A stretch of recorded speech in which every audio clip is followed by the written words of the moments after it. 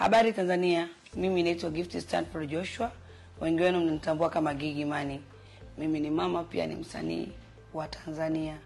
Na hapa nilipo ni hospitali kuu ya taifa Muhimbili. Kwanza naomba nitoe shukrani zangu, special thanks to this hospital jamani. Kwa nilivyokuwa nikisikia kuhusu Muhimbili na nilipopokelewa, ninavyojisikia nimepona cause I came here. Nimekuja hapa nikiwa mgonjwa sana, mahututi sana. Na nimehudumiwa tofauti sana na akili yangu ilivyokuwa inaniambia. Na pia nilipata mshtuko mkali, nakumbuka I was running, lakini Muhimbili ni watu ambao watu wako ndani ya Muhimbili.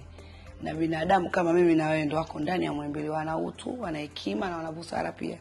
Kwa kwenye ugonjwa kuna taharuki nyingi zikatokea, lakini wao waliweza kunifuata tena hadi nyumbani na kunirudisha tena hospitali. So thank you so much. Sijui ningekuwa na hali gani sasa hivi.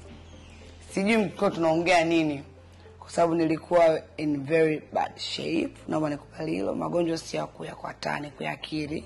Maana wanasema Waswahili mficha maradhi kifo muumbua. Kwa nilihisi kama siko sehemu salama, nilihisi kama privacy zangu.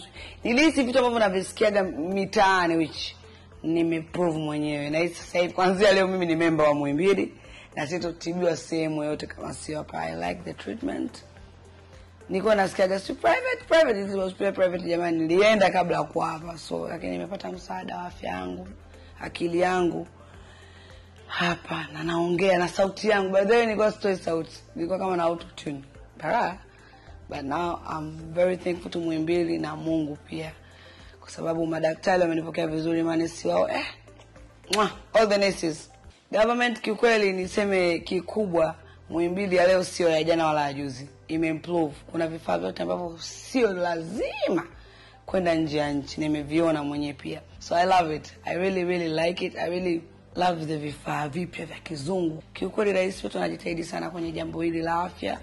Na naamini mimi ni mmoja wao, nimejionea kwa macho yangu mawili. Bye.